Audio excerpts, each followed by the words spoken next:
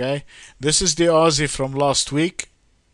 Our buy signal, the structure point was 92.51 from last week. So we are, and you see it's green, so we're already long the Australian dollar. Our long point was a little bit below the structural point, so, and that's what you see when I put the system, that we had an earlier entry, and the Australian now is trading at 93.34. So based on our entry from last week, we're up on the Australian. If you'd have taken the long, if you went long the Aussie at 92.22 last week from last Sunday, you'd have been up about 110 pips today.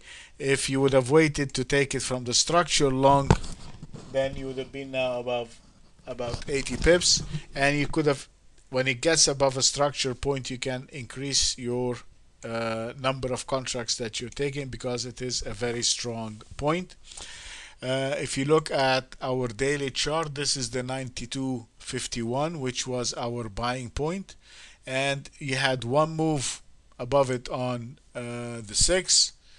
It came down, and you could have taken it again Thursday and Friday. And with this, we're looking at a test. Let's put the weekly chart.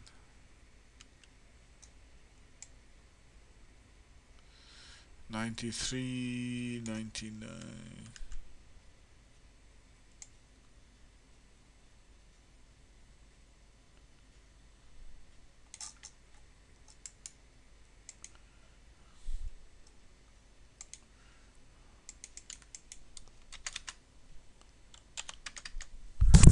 Okay, so we are about 60 pips away on a weekly from, this is the, again, we looked at the index, this is the plain currency, the plain cross.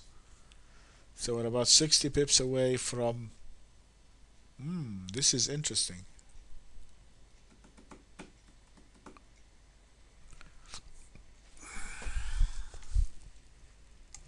Take a look at the index. Look at the index of the Aussie. It's already breaking to the upside. So we already have a breakout on the index, but we don't have a breakout on the dollar Aussie.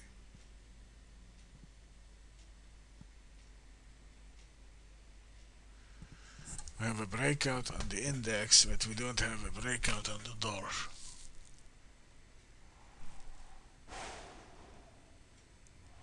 Okay. What that means is, if we're going to go long the Australian, then we are just going not to be starting gung-ho with the Australian dollar. We might go long the Aussie CAD, we might go long the Aussie pound, we might go long the Aussie Swiss, we can take the long the Aussie, and last but not least is going to be the Aussie for the Aussie dollar. Okay, so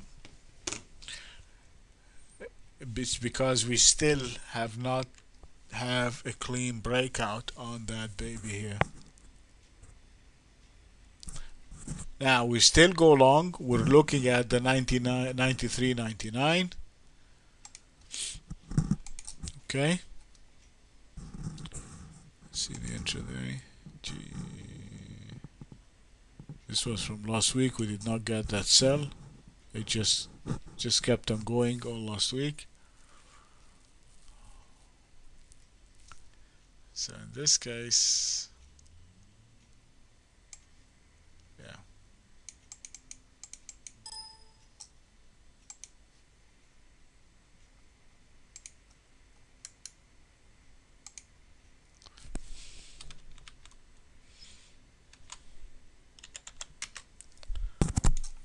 Alright, this is just it's an easy trade right there, so there is no reason for us to even consider shorting the dollar Swiss unless it gets below 92.80, because as you see all those structures over there, so we're not even going to contemplate shorting the Australian dollar unless it's below 92.80.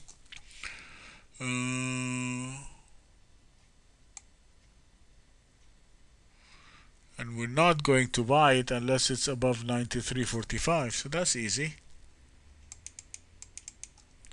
So our buying point is 93.45, our short point is 92.80, and if we go short at 92.80, our stop is going to be right above the 92.96, so I'm just going to make it 93. Short stop is 93, so you know what I'm talking about. And if we buy it at